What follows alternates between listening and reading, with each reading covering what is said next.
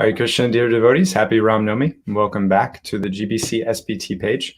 My name is Deva Madhava Das, and I'm very happy to have with us today His Grace Nityananda Pran Prabhu. Welcome to the page, Prabhu. My obeisances. Please accept my humble obeisances to Deva Madhava Prabhu. I'm really excited to have this unabashed opportunity to glorify you a little bit, and you have to sit and take it. I'm had the privilege of knowing Nityananda Pran Prabhu. He's kind of my devotional community neighbor over in Chicago, and I'm here in the Detroit, Michigan area. And over the years, we've crossed paths through just association, but also some service. And I've always been very moved by the gentlemanly way that Nityananda Pran Prabhu has carried himself, even in tense situations, which we all know come about even in our devotee society. The Ramayana is a good example of that also. Even though the Lord is there, he's not able to avoid tense situations. And yet Nityananda Pran Prabhu, in my experience, carries himself with grace and comport and the kind of behavior that we would want and expect to see in devotees. And so I'm very happy that we all have the chance to hear from him today about the example of Lord Ramchandra, who is famous for his maryada, the way that he carries himself. So Prabhu, thank you so much for joining the page, and we'll turn it over to you now. I'll escape before you can try to rebuttal in any way. Even if I cannot see you, Deva Madhava Prabhu, I can express my heart that yes, we are neighbors, we have crossed paths, and you can see the gentlemanly side of me, or if that's what you think is there, it's because you are such a person who brings out even the good in some, not so necessarily such a person. And I take it as a great honor that you're introducing me today to this event, because I hold you in very high regard as a friend, as a leader of the ISKCON community, and someone that I know that my son looks up to as someone that he appreciates very much, and so does my entire family, my wife, myself. You have one unique ability that you can interact with and engage different kinds of people in Krishna's service, which is also in the spirit of the Ramayana. So thank you for inviting me. I am very grateful to the GBC SPT team for inviting me and giving me a fantastic opportunity to speak on Sri Ramanavami Day. I mean, I couldn't think of anything better for this day to be with the devotees and share something that I've been studying for a little over 4 years, the Valmiki Ramayana, specifically in Sanskrit. And I don't know Sanskrit, and by Prabhupada's grace, whatever I can recognize, certain words have given me great joy in studying and absorbing myself in the Ramayana. The trick is to actually be able to follow it, and I see that it's a very tall order that I hope to move on or move towards in this lifetime and other lifetimes if the opportunity is offered. So I can start with invocation. Om Agyana Timirandasya Gyananjana Shalakaya Chakshur Unmilitam Yena Tasmai Shri Gurave Namaha. Shri Chaitanya Manobhishtam Sthapitam Yena Bhutale Swayam Rupa Kada Mahyam Dadati Swapadantikam. Vancha Kalpatarubhyascha Kripa Sindhubhya Evacha Patitanam Pavanebhyo Vaishnavebhyo Namo Namaha. Nama Om Vishnupadaya Krishna Prasthaya Bhutale Srimate Bhaktivedanta Swaminiti Namine Namaste Saraswate Deve Gauravani Pracharine Nirvishesha Shunyavadi Paschatya Deshatarine Jaya Shri Krishna Chaitanya Prabhu Nityananda Shri Advaita Gadadhara Srivasadi Gaura Bhaktavinda Hare Krishna Krishna Krishna Hare Hare Hare Rama, Rama Rama, Hare Hare. So the topic of my presentation is leadership. It actually is action, not necessarily only a position. And the question that I've raised is if Ramarajya is possible again. And what happened is, since I was invited and I was asked to speak on Ramayana as it relates to leadership, I said I'll take any opportunity, and leadership is probably entwined into the presentation, but I also want an unabashed opportunity to glorify Sri Ramachandra and his devotees. So I leave it to you, to the audience, to pick up items of leadership. Of course, I will point to them as well, but this is pretty much a meditation on Sri Ramachandra and his fascinating qualities. Although we will start with Bhakta Donald McCannon. He is a broadcast industry executive who actually had made this statement that leadership is action, not a position. So often in our lives, we see that there are many leaders in this world. And then leadership is across any unit of people, whether it's a family, a broader family, a community, congregation, nation, and anything in between. And most times, because of certain positions, certain people get the glory of the position. However, leadership is not the glory of the position, but the position gets its glory because of such a person, a fit, able, and cultured person. So Sri Ramachandra is such a person who gives the very word leadership full grace and its mighty position. There are many leaders in this world who, some of them take their followers backwards. They're very regressive thoughts.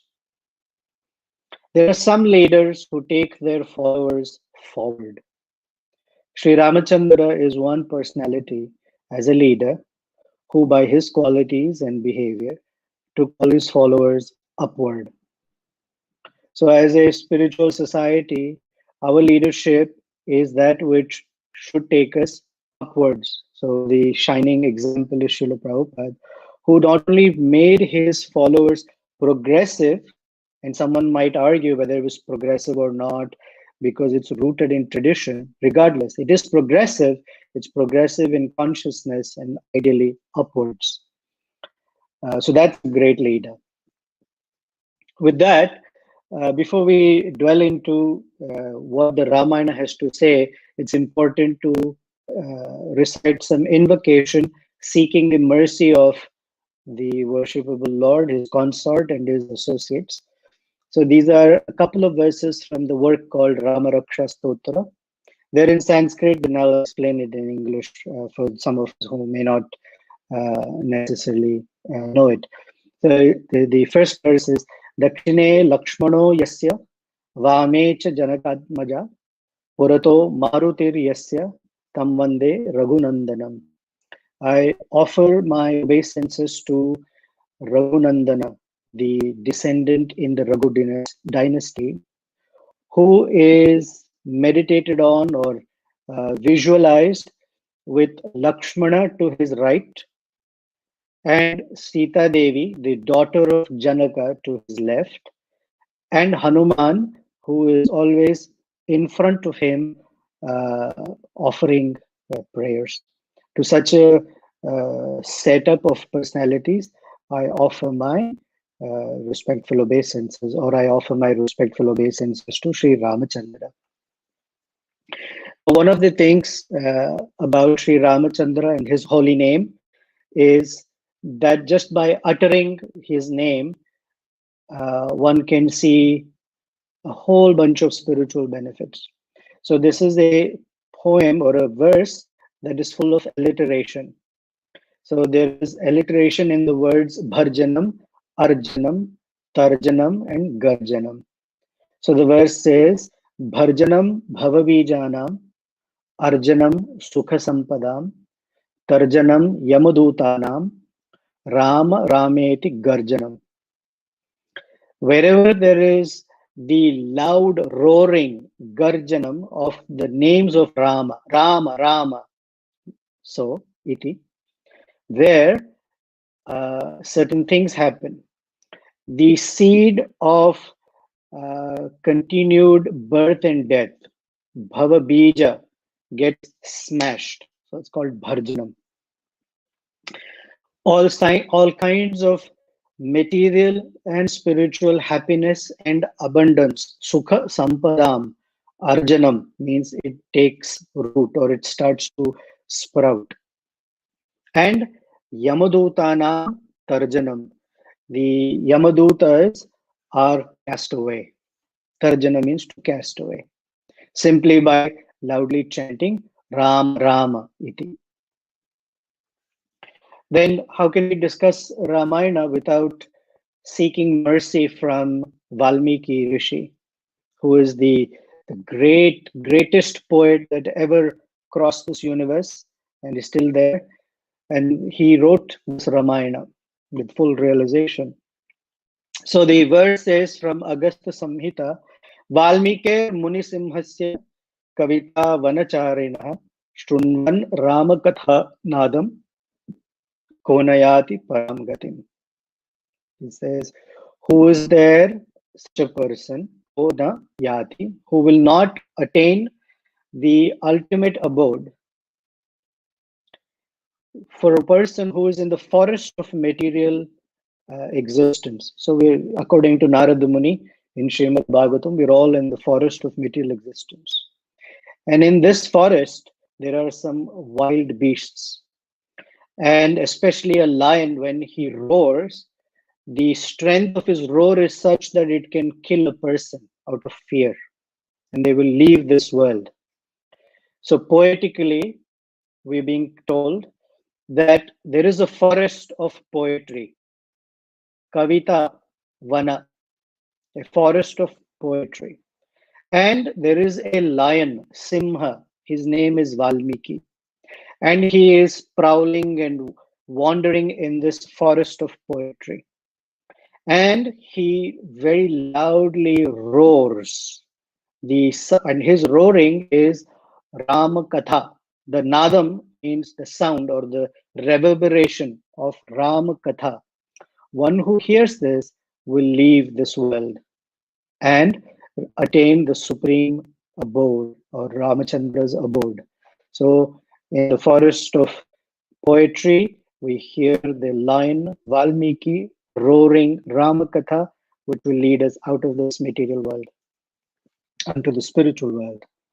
Then a glorification of Sri Hanuman, that Yatra Yatra Raghunatha Kirtanam Tatra Tatra Kritamastakanjalim Bhashpavari Paripurnalotanam Bhaktim Namata Rakshasantakam.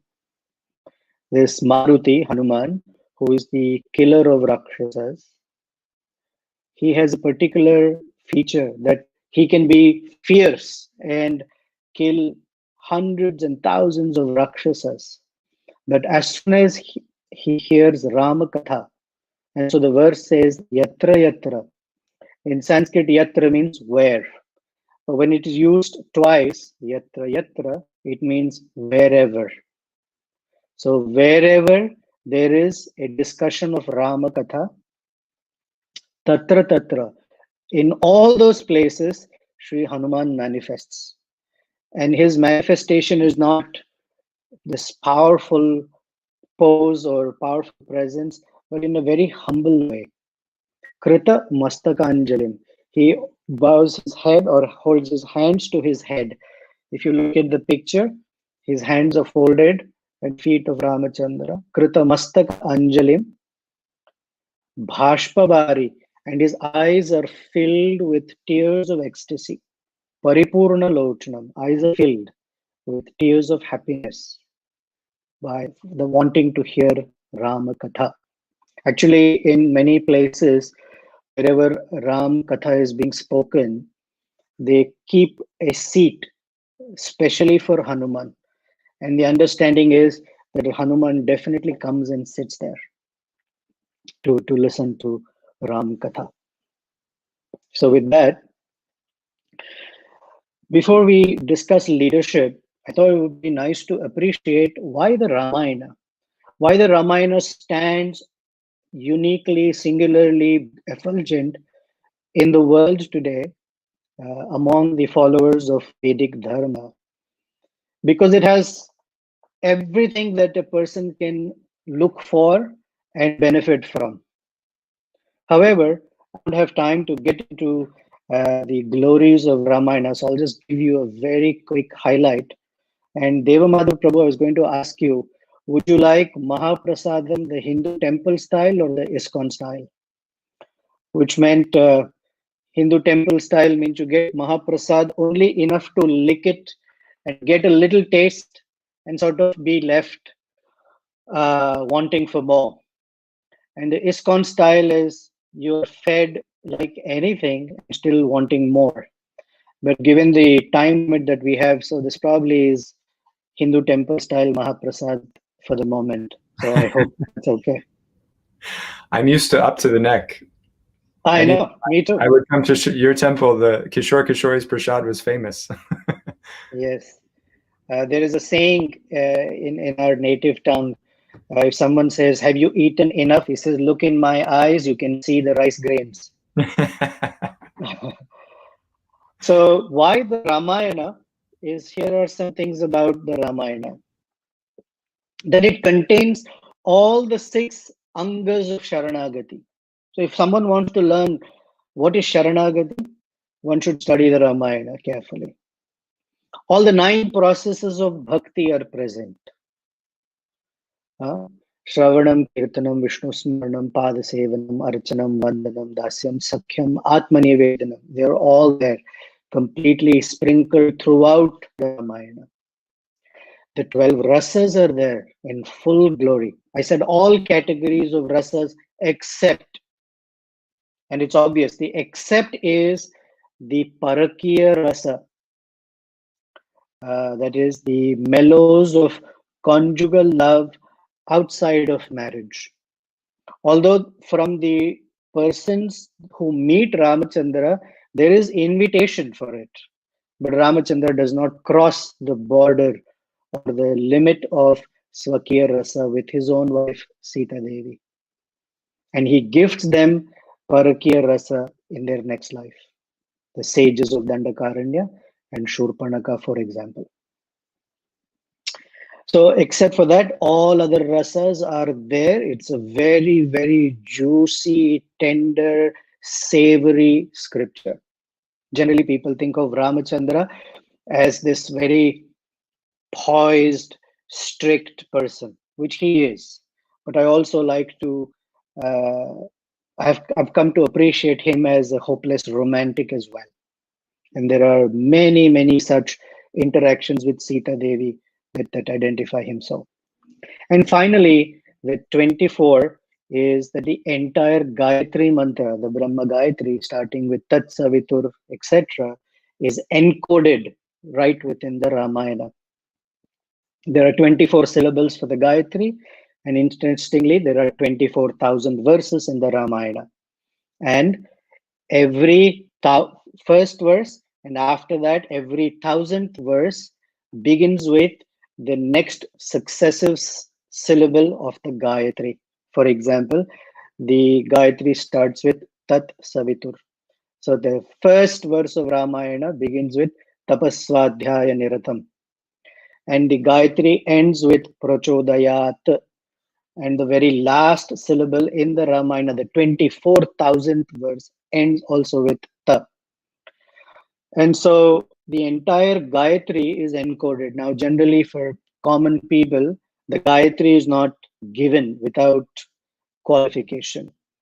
However, great personalities like Valmiki, they encode the entire Ramayana, the Gayatri into the Ramayana, such that by studying the Ramayana, all the import, the grace, the power, the potency that is packed in the Gayatri is now freely distributed to anybody, the educated, uneducated, the civilized, the uncivilized, and anyone in between. So that's the greatness of Ramayana in a very, very seed shape. So coming to leadership, this is Valmiki. This is very second verse. So we're going to cover 2, 3, and 4 verses from the very first chapter of Ramayana. where Valmiki asks Narad Muni these questions. He wants to know, is there someone? Who is there? Kono asmin. Sampatam loke. Right now in this world, who is there? In Sanskrit, kaha means who, and nu is used as asking a question. Is there? Who is there in this world right now who embodies and personifies these characteristics? Gunavan, kascha, viryavan. So the verses go with kaha and then the quality. So kaha, gunavan, kaha, viryavan, kaha, dharmascha, dharmagya, kaha, kritagya, satyavakya, dridhavratah. Who is there, who lives in this world today, endowed with excellent qualities, prowess, righteousness, gratitude, truthfulness, and firmness in his vows.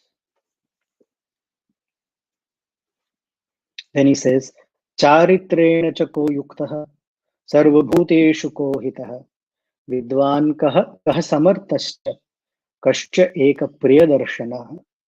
Who is that one gifted with good conduct, given to the well-being of all living creatures, learned in the lore, basically means learned in all fields of knowledge.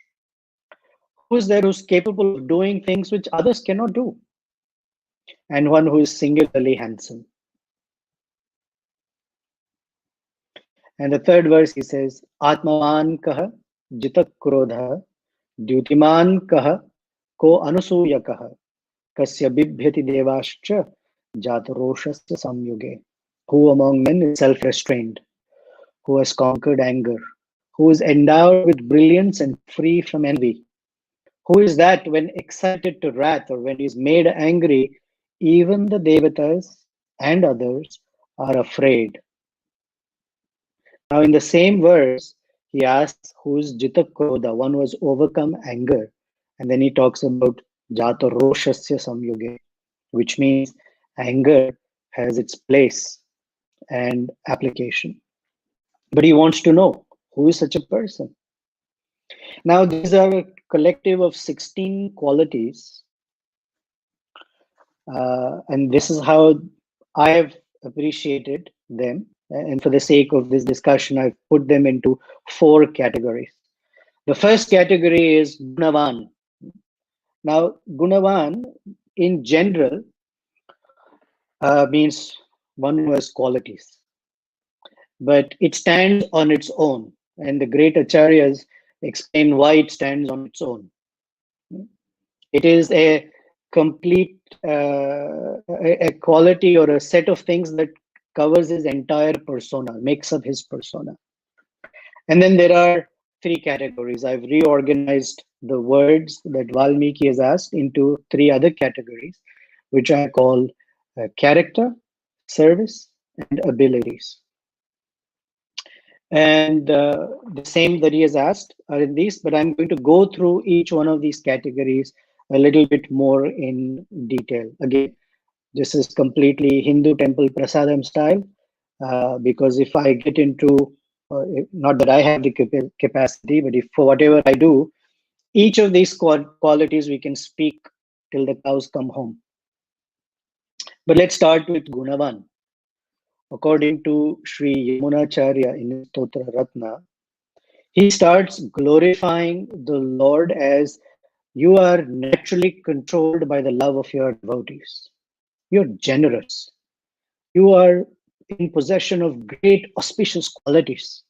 You're straightforward, honest, pure, gentle, merciful, charming, steadfast, equal to all, blissful, wise, and saintly. And by the time he gets to this list, he realizes that I cannot keep on going on like this.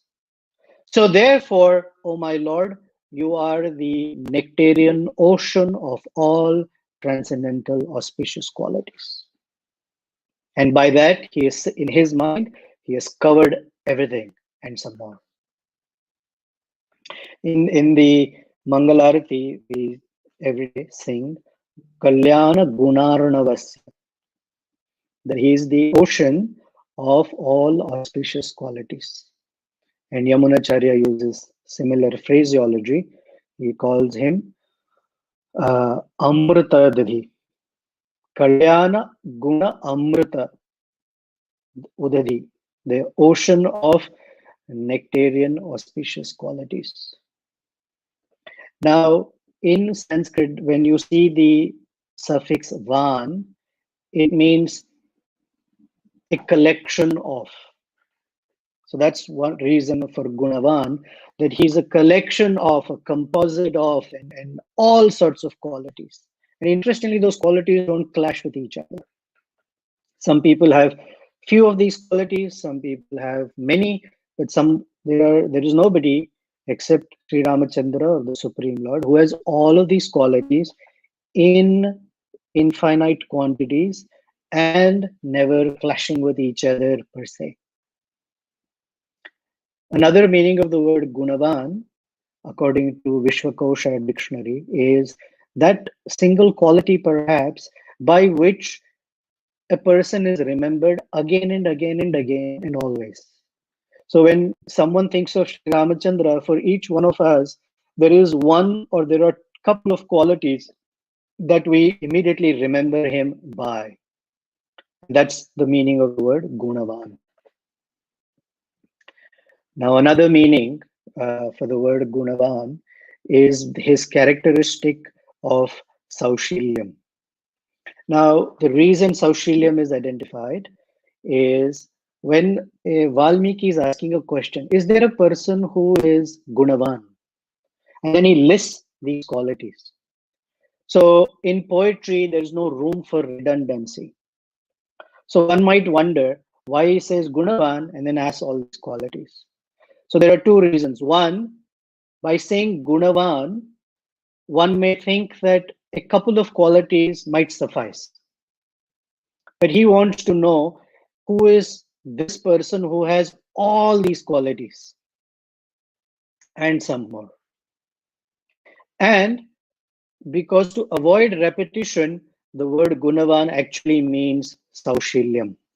Saushilya, Sushila means very gentle. And so one characteristic of Ramachandra that is extolled to unlimited degree is this Saushilyam. As a leader, very important quality. Saushilyam means, although Ramachandra is born as a prince of a kingdom that spans the entire globe, and he has only lived in royal comfort, yet he has friends that span across the entire gamut of existence. For example, he has great friendships with the sages. He has great friendships with the ministers. So he has the ability, Saushilyam means the ability to step down and meet another person at their level. It doesn't mean that he becomes one of those, but he can step down from his very, very great exalted position and meet with the people where they are. So he meets with sages, great ministers, scholars. His very dear friend is Guha, who is a tribal, is a fisherman, actually, in that sense, from occupation or from Varna perspective, very low. Yet, Ramchandra tells Guha, I consider you a friend that is equal to me. Atma Samasakha. Then he makes friendships with the forest dwelling sages. He makes friendships with Sugriva, Hanuman, and a whole bunch of Vanaras. They're all monkeys and bears. But he meets with them and makes friendships with Sugriva. Everyone else in the Ramayana, you'll find, will offer obeisances to Ramachandra. Only Sugriva shakes hands as if he's an equal with Ramachandra. Yet, to take it even further, Ramachandra makes friendships with Vibhishana, who's a Rakshasa, actually the brother of his enemy. Although in Ramachandra's heart there is no animosity, Yet Vibhishana belongs to the enemy camp.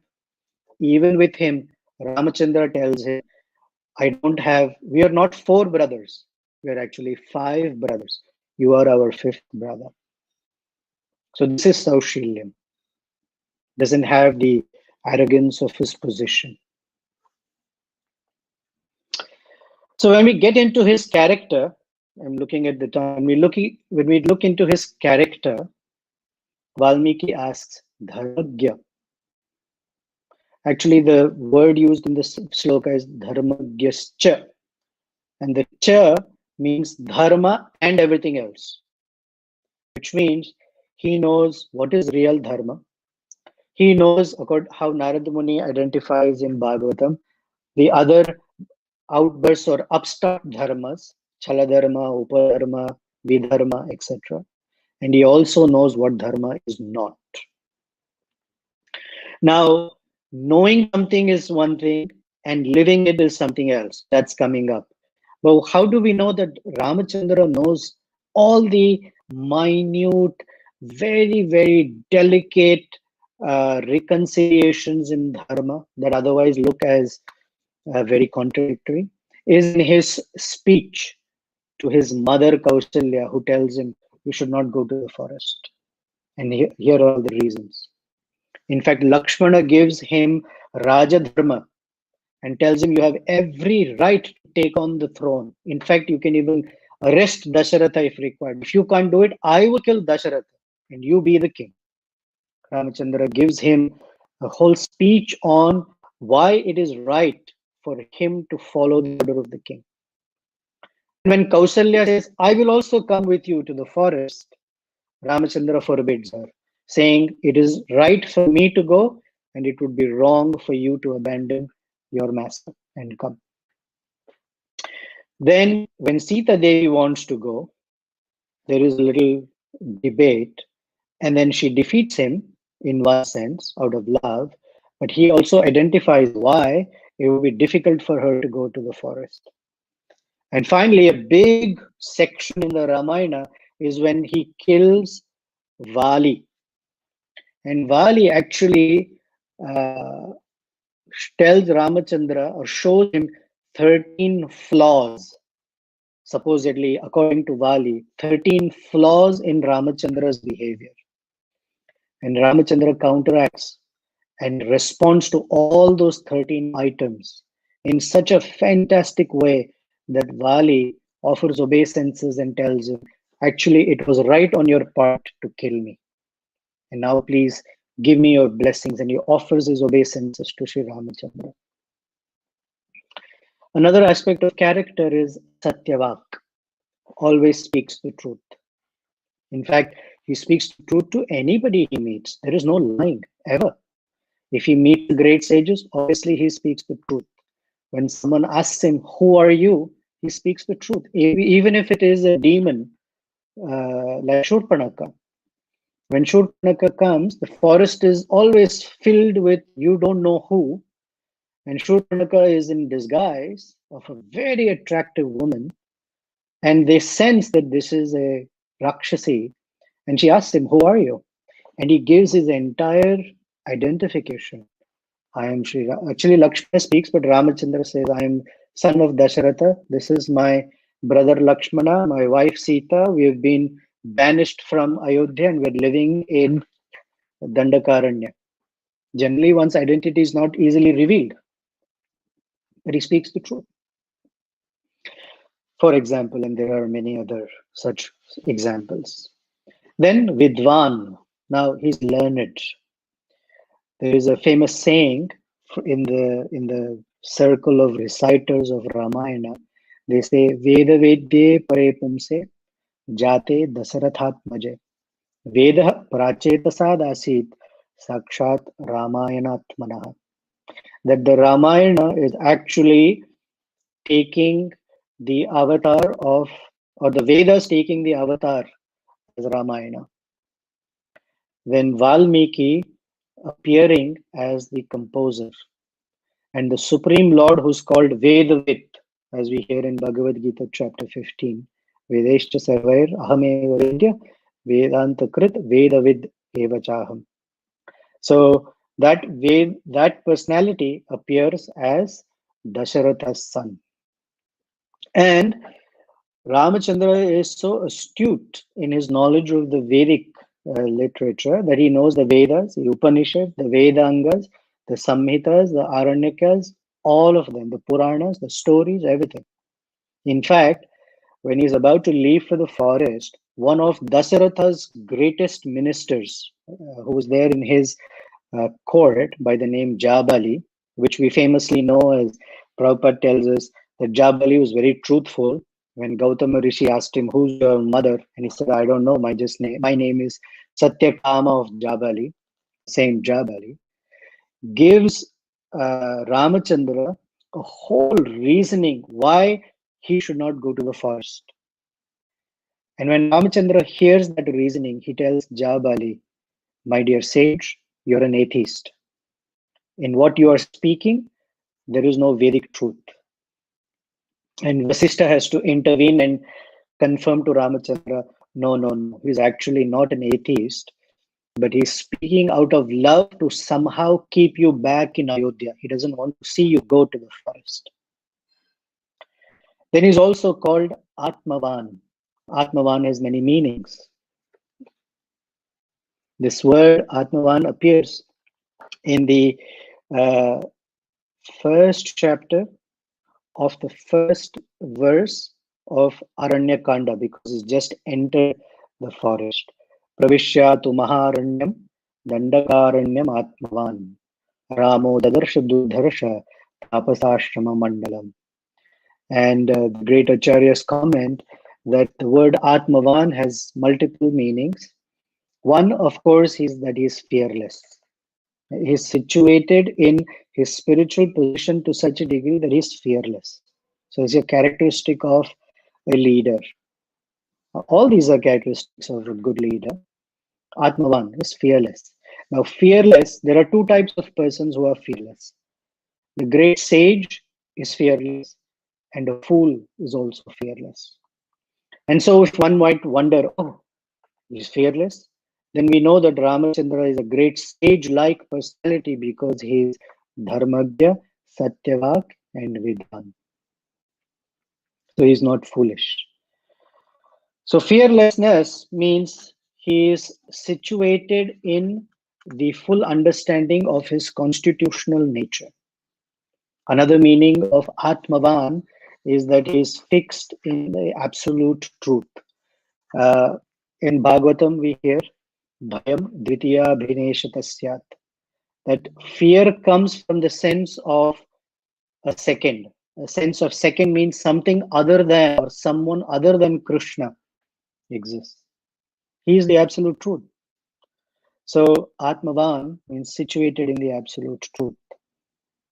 Then, according to Baladev Vidyabhushana's commentary on Vishnu Sahasranama, he says that Atmavan also means that he maintains a very, very loving relationship with the liberated souls. Now, this is important for leaders, that they need to keep association, or we need to keep association with saintly persons.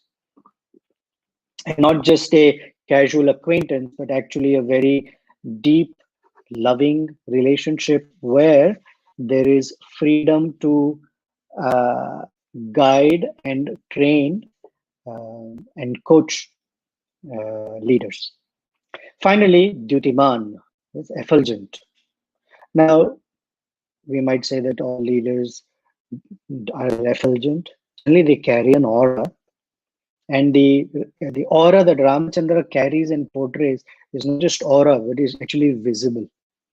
Therefore, when the first time Hanuman meets him, Hanuman is disguised as a sannyasi and wants to find out who Ramachandra and Lakshmana are without revealing his own identity.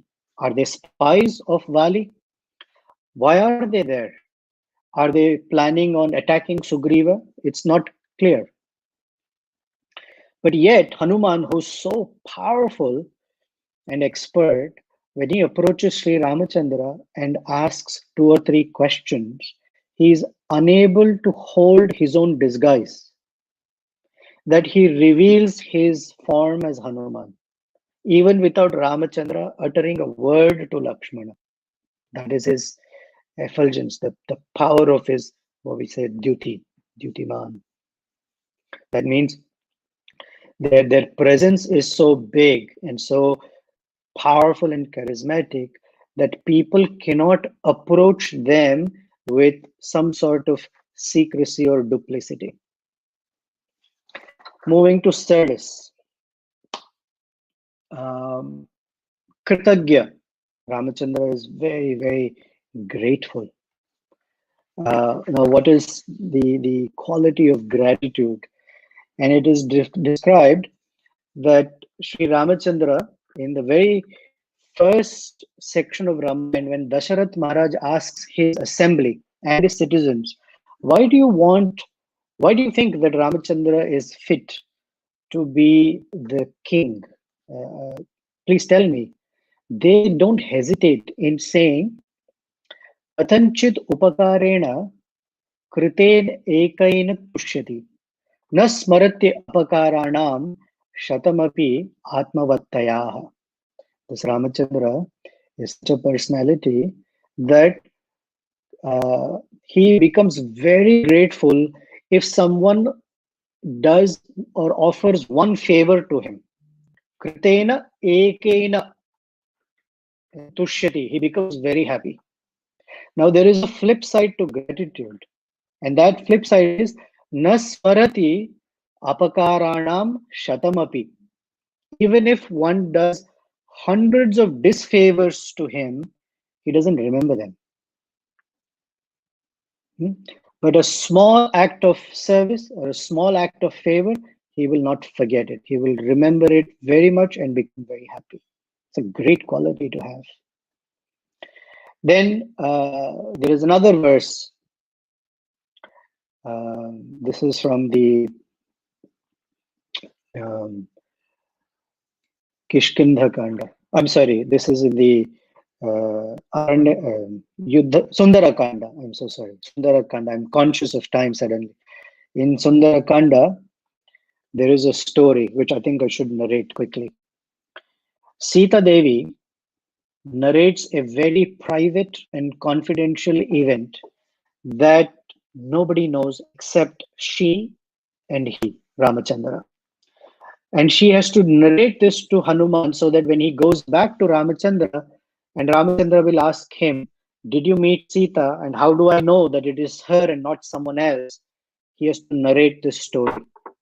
And this story is from while they were in the forest. One day, Sri Ramachandra was lying down on the lap of Sita Devi and taking a nap in the afternoon. They're sitting under the shade of a very beautiful tree. Indra's son takes the form of a crow because he's captivated by Sita's beauty, and in a very quick, almost annoying way, comes and pecks at her breasts. And little drops of blood fall on Ramachandra's face. So when Ramachandra wakes up and he asks Sita Devi what happened, he sees the blood and turns his eyes to this crow that is there. And he knows because the beak is blood-stained. Immediately he picks a blade of grass, like Lord Balaram did, picks a blade of grass and empowers it to become like a Brahmastra and leaves it on the crow. Now the crow, because he's the son of Indra, runs or flies to Indra, seeking shelter. And Indra says, that is Ramachandra's arrow. I have no way of protecting you from it. I'm sorry. This is like Durvasa Muni being chased by the Sudarshan Chakra. So then that bird, sometimes he's referred to as Jayanta, but it is not Jayanta actually. It's another son of Indra. So that he goes to Lord Brahma, Lord Shiva, all the Ashwini Kumaras, the Upadevatas, the Gandharvas, Siddhas, Charanas, all throughout the universe. And they all say, sorry, Ramachandra's arrow, we cannot stop it. So he comes back and falls at the feet of Sita Devi. And Sita Devi turns to Ramachandra and asks him to forgive him. Now, the question might be, why should it take so long for Ramachandra's arrow to kill a petty crow? And the answer is in the verse here, where in Sundarakanda, the scene is described by Valmiki as Satam Nipatita Bhumau. This crow had fallen on the ground by the feet of Sita Devi. Sharanya Sharanagataha. He's saying, please, I seek your shelter, I seek your shelter, Sita Devi. Vadarham api kakutha kripaya paryapalataha. Although he is fit to be killed for violating Sita Devi, Ramachandra lets him go. And the name used for Ramachandra there is Kakutstha. He could have said Dasaratha, Dasarathi, he could have said anything, but he used the word Kakutstha. And in that word is the secret that many generations ago, one of the ancestors of Sri Ramachandra was invited by Indra to fight on behalf of the demigods. And when this war was happening, that king, the ancestor, his chariot was smashed. But the fighting was continuing. To help that king, Indra took the form of a bull and invited the king to be seated or situated on that bull, on the hump of the bull, and continue fighting. So the hump in Sanskrit is called Kaku. And because this king was situated on that hump, his name was Kakutstha. And because Ramachandra is a descendant of that king, his name is Kakutstha. Now remember, Indra is the bull, and this crow is the son of Indra. So by using the word Kakutstha, Valmiki is telling us how grateful Ramachandra is that because Indra served his ancestor, today Ramachandra will not kill the crow and just give him a little heat.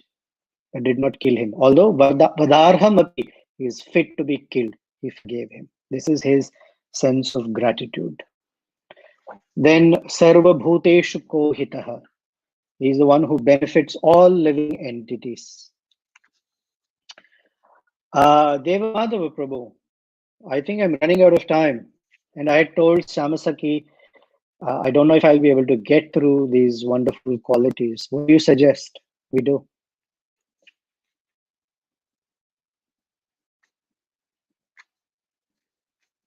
Oh, sorry, I was muted. I think we have a steady audience, and they would be happy if you continued, as I would.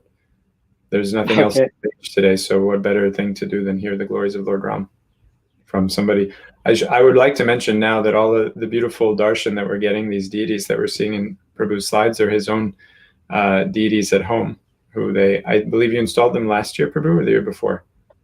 A year before. Yeah, so we can all feel the heartfelt expression that you have for Lord Ram, Mother Sita, Lakshman, and Hanuman. So we would be happy to continue seeing them and you. So the next quality is Sarva Bhuteshu Ko Hitaha. Hitaha means one who benefits all living beings. Now, Ramachandra is a personality who is glorified as Vyasaneshu Manushyanam Bhrusham Bhavati Dukkhitaha. Utsaveshu cha sarveshu piteva paritushyati. His sense of empathy and belonging to the people that he is part of, or he is the leader of. The verse says, Vasaneshu Manushyanam, when his people, or for that matter, any person, is feeling or experiencing some difficulty, Vasaneshu, some very terrible calamitous or some sort of hardship. For Ramachandra, he says, Bhrusham Bhavati Dukkhitaha. Ramachandra becomes even more or even sadder than the person experiencing the difficulty. Feels for them.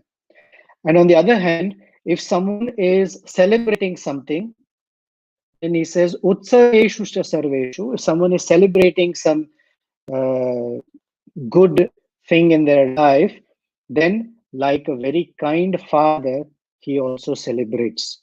Piteva paritushyati. He becomes happy and celebratory like a proud father or a caring father. Now, Ramachandra has benefited all sorts of living entities. Of course, as I said, sages. Then he has benefited the Rakshasa, Tataka, Maricha, Subahu by liberating them from their Rakshasa existence. The sages in Dandakaranya, Jatayu, such a mode of ignorance bird, if you will. Prabhupada would often say, or as an example, that the vulture has great eyesight.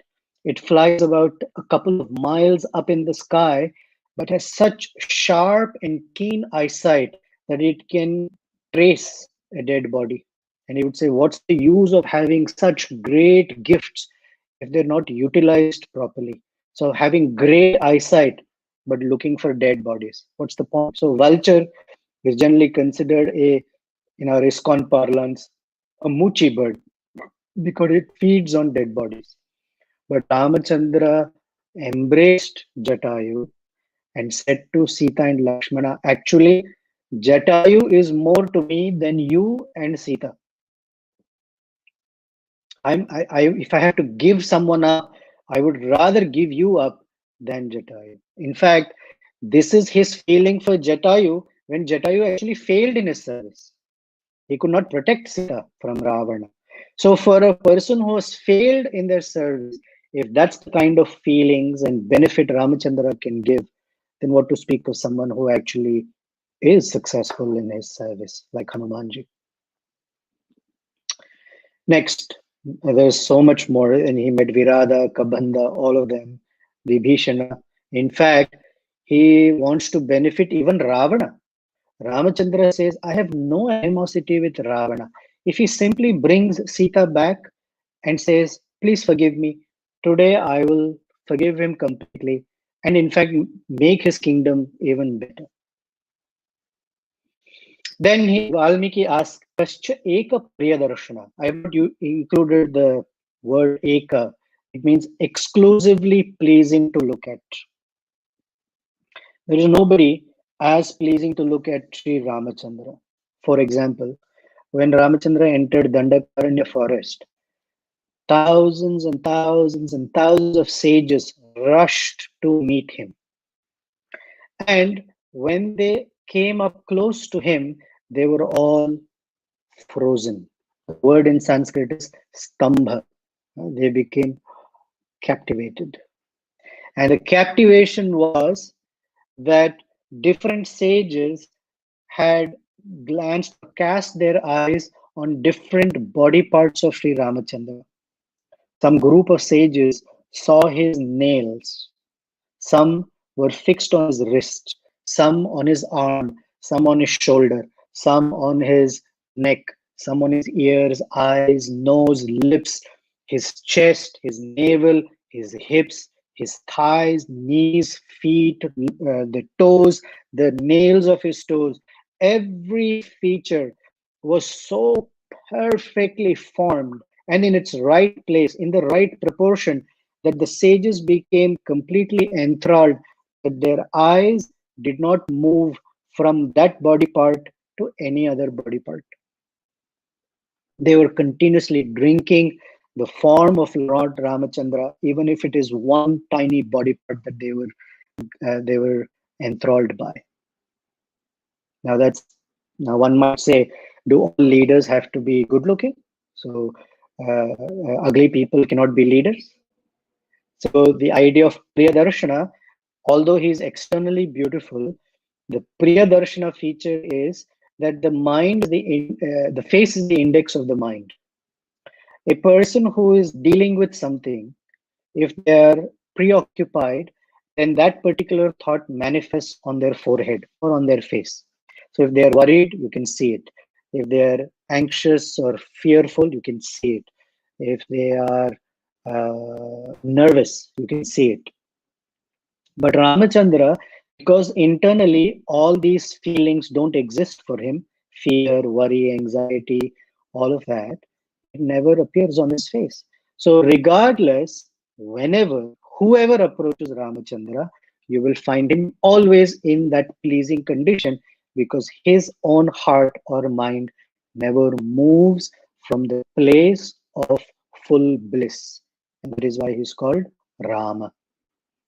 Another meaning of the word Priyadarshana means whoever comes in front of Ramachandra, whether they are a sage or a Rakshasa, a bird or an animal, or an insect, he will look at them pleasingly.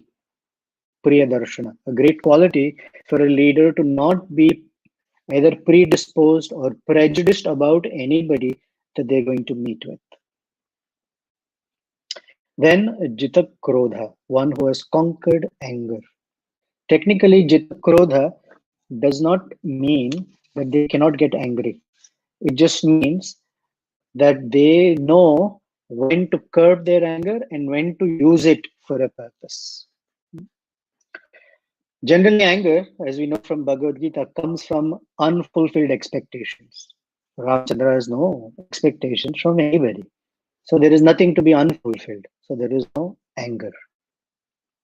He only gets angry, which we're going to see later, when he sees the devotees in distress or being put in distress by someone.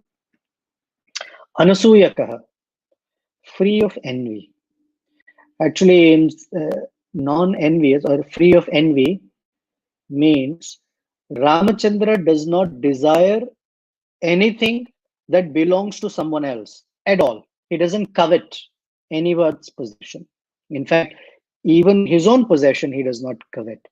When the greatest kingdom was being offered to him, he had a smile on his face.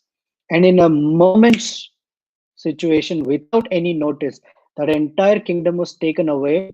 Not just taken away, he was banished to the forest for 14 years. That smile did not go away from his face. When he came out of Dasaratha's palace, all the citizens who were there could not tell from Ramachandra's countenance that he was being banished. When he went to Kausalya's chambers, she invited him, made a wonderful seat for him to sit on and eat, and she could not know that what had happened in Dasaratha's palace. Even Sita Devi, when he came to her chamber, could not know what had just transpired because on his face, so he has nothing to be envious of. Even a great kingdom, he will leave at the drop of a hat. In Bhagavatam, there's a beautiful verse, Tyaktva Sudustajya Surepsita Rajya Lakshmi. The great kingdom that is even coveted by the demigods, he just left it as if it has no value. Another meaning of Anasuyaka is he is so great that no one can be envious of him either. For example, in terms of giving light, let's say I have a strong flashlight. I cannot be envious of the sun because I don't have anything that's comparable. It's very, it doesn't even match. So he's so up there that one cannot be envious of him. Moving on to his abilities. Viryavan. Viryavan means all powerful. So there are many, many fascinating stories. The war with Ravana, of course, the war with or a fight with Khara, Dushana, Trishara and 14,000 of their demons. It is said that Ramachandra took on his bow and arrow and did not retreat even one step in the fight. All he did is put his foot 1 foot back to gain traction and fought 14,000 powerful demons who attacked him all together in 72 minutes and finished him without stepping back or retreating even once. In fact, the 14,000 demons could see Ramachandra standing there. They could see his bow, but they could not see how he was pulling out his arrows from his quiver, because they were coming out so fast. His hand was moving so fast that they could not figure out how he could be so skilled. And finally, Virya is his ability to break Lord Shiva's bow, because Janaka had challenged when he saw all the people were assembled there and they saw this bow of Lord Shiva. He asked, Nirviryam Urvitale, is there no powerful man on the surface of this planet? That was a challenge. So Ramachandra picked up that bow as if an elephant picks up a mushroom and completely broke it. Then Dridhavrata, firm in his vow, Ramachandra says that once I give my word, whatever happens, I will never move from that word. It also means once he is determined, he cannot be, uh, his mind cannot be changed. So when he decided that he has to go to the forest, so many people tried so many different things, but they could not change his resolve. Then there is a vrata. Ramachandra says in Yuddha Kanda, even if one comes to my lotus feet and just once says, I am yours, Sakradeva Prapannaya Tavasmi iti yachate.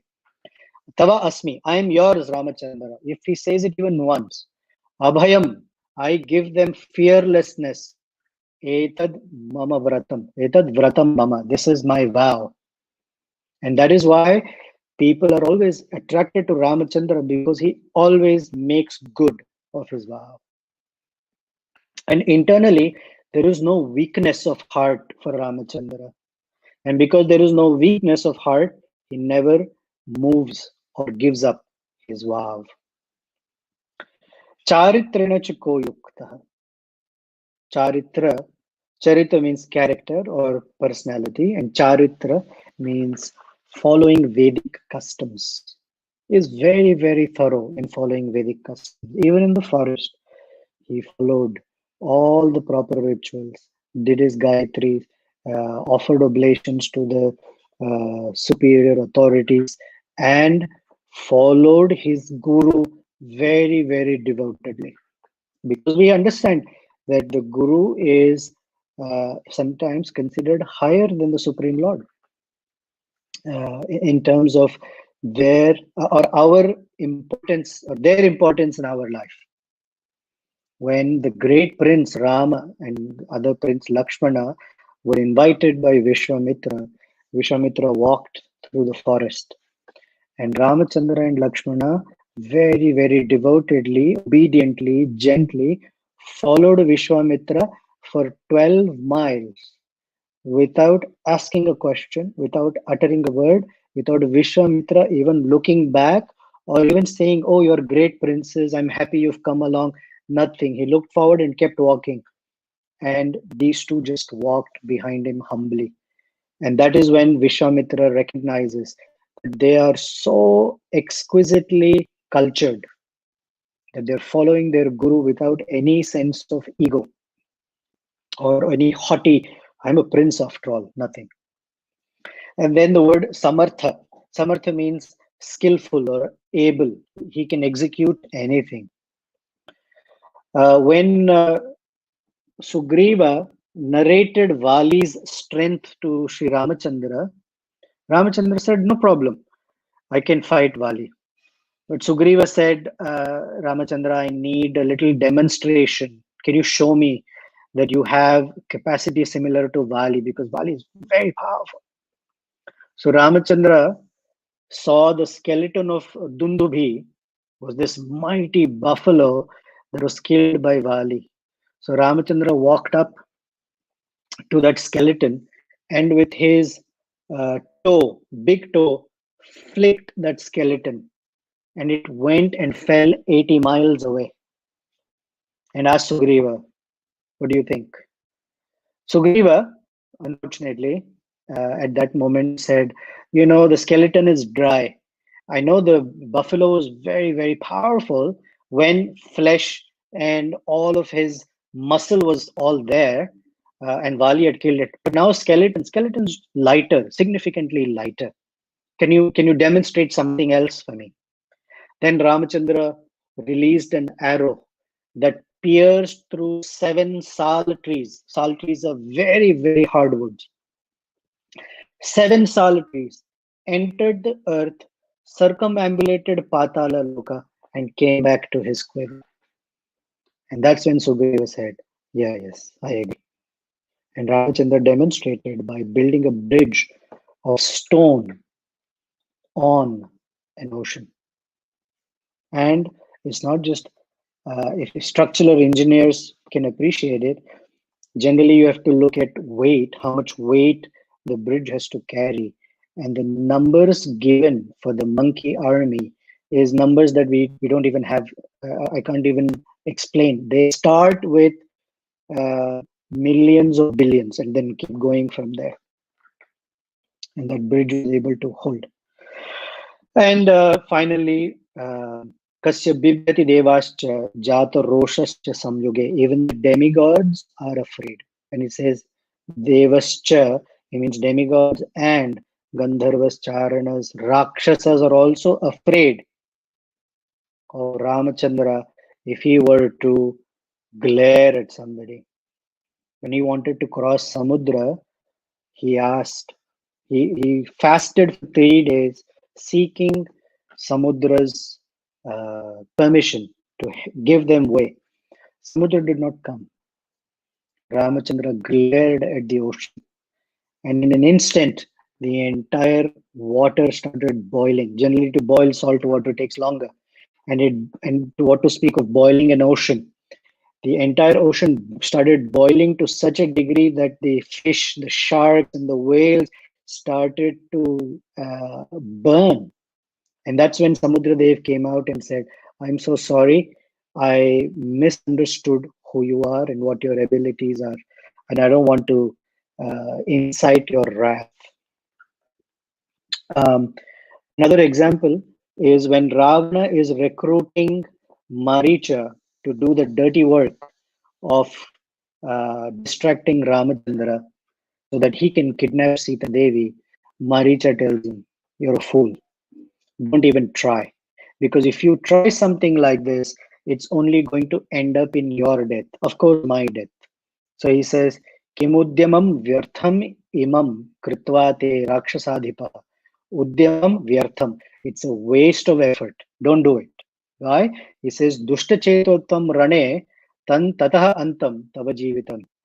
Not only will you die in a battle, but just by Ramachandra looking at you angrily, you will be finished. Forget about fighting. Huh? He says, "Drishta chetatvam." He just has to look at you, and you'll be done. So don't mess with Ramachandra. But Ravana insists. So then Maricha tells him, "Rakaradini namani Ramatrastya Ravana Ratnani cha Rathashchaiva Tarasam Sanjayan Sanjayanti me." He says, I've been hit by Ramachandra twice. Okay, third time, maybe 3 strikes.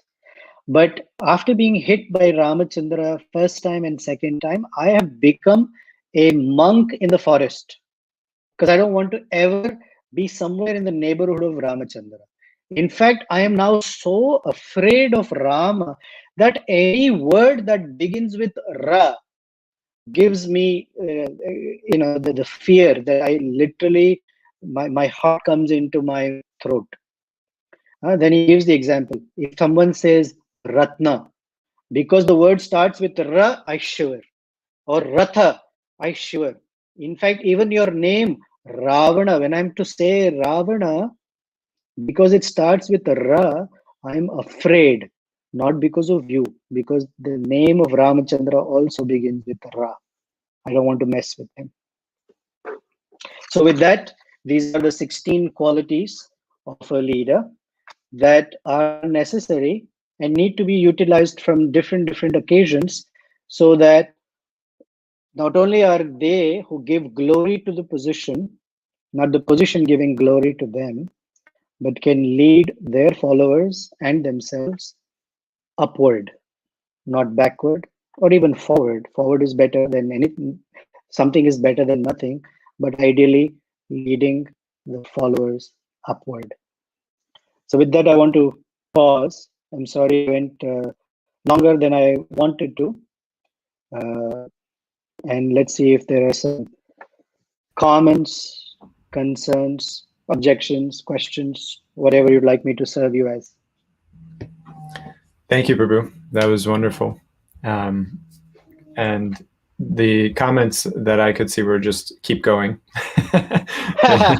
The devotees were excited that you stuck around a few more minutes with us. I'll take advantage of my position to be able to put a question to you. As I was hearing your beautiful narrations of Lord Ram's qualities, I was simultaneously also noticing the lack of those qualities in myself, and maybe some other devotees were also hearing these things and feeling a little discouraged that we're falling short of this mark. So in hearing the qualities of Lord Ram, to what degree are we expected to live up to that ourselves? Sometimes we hear that we don't imitate the Lord. And so to what degree in hearing these qualities should we be aspiring for them ourselves? And if we should be, then how to develop them? Thank you. Wonderful question. So, first of all, the reason the Supreme Lord Sri Ramachandra establishes such a high standard, because it serves three purposes, which in your question is there. One, we get to know what is real leadership or what are the qualities. He sets that standard so we can know what is genuine and separate that which is not genuine from it. So that's the first. Second, it gives a very good understanding in general of where I am at. And third, it is meant to inspire me to move to that standard. Now, he is called Vibhu, we are Anu. Obviously, we cannot imitate Sri Ramachandra, but we can emulate his lifestyle, we can emulate his character, and within the small circle of influence that we have, we can live these qualities. I mean, it's a challenge, even in a small ring, it's a challenge. Who am I to say it? But it's inspiring to know that, oh, if I need or if I want to cultivate these qualities, if I want to feel the warmth of something, I move closer to the fire. Right? Similarly, if I want to feel empowered by these qualities, I move closer to Sri Ramachandra. So that sometimes, as Vaisheshika Prabhu says, even a mustard seed worth of it comes to me, my life is filled with it. That's hopeful. Thank you. Hopeful and helpful. A bit of a technical question. How did the name Sundarakan come about, when Varad Krishna is asking? I'm sure he knows too. There are 9 reasons why the name Sundara Kanda comes in. I don't think we have the time to get into the 9 reasons, but I can just say there are 9 reasons. There is a folklore. Okay, I'll give you some. There's one folklore story that all the other kandas are named according to the place or the situation, except Sundara Kanda is sort of this outlier. And actually, Sundara refers to Hanuman in that case. But when Hanuman comes to Valmiki and tells him, "Don't include my name," this is definitely folklore. Don't include my name because Kinda it should not say Hanuman Kanda or anything like that. Valmiki says, "Okay, I'll call it Sundara Kanda. It's beautiful." Yeah, sure. Then Hanuman goes home to see his mother apparently. And when he enters the house, his mother says, "Oh, Sundara, welcome in." He said, "Why'd you call me Sundara?" She said, "That's the name I've always called you in your childhood." So by the time Hanuman rushes back to Valmiki saying, No, Sundarakand is not a name you should put. He says, well, too late. That's sort of the folklore of it. However, there are other reasons. In that Kanda, there is, the poetry is very beautiful. The emotions are very beautiful. The descriptions are very beautiful. Ravan's Lanka is very beautiful. Hanuman, although Vanara, he himself is very beautiful in his service, because service makes a person beautiful. Mm. It's Ramachandra's pining for Sita Devi, which although should bring tears to the heart, is actually very beautiful in terms of the ecstasy. Sita Devi's pining in separation, that is also very beautiful. Mm. And finally, so these are all the different reasons why it gets the name Sundarakanda. The beauty of service, the beauty of separation also.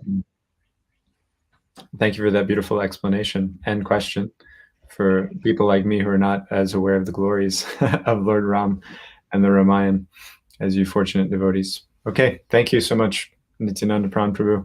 This was such a wonderful session, a steady and increasing audience over the entire session, which as somebody who's done a lot of interviews on the page, I can say is not always the case.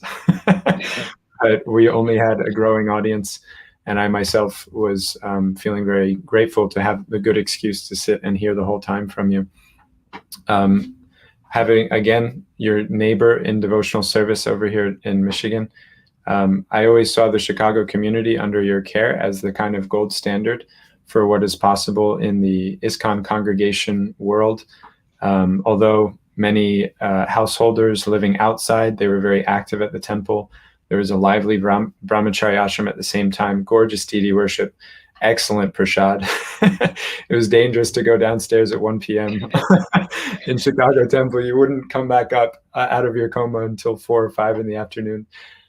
So very appropriate to hear from you the glories of Lord Ram as a leader. And maybe perhaps for me personally, most indicative of your own leadership is your son, Prahlad, and how settled he is in his own Krishna consciousness. And as a young person, which is not an easy thing to do in 2021, and yet he's very settled in himself and also confident in being able to do something for Prabhupada's mission and desiring to do that also, which is a very special thing and says a lot about you as a parent, which is the most important leadership position in many ways.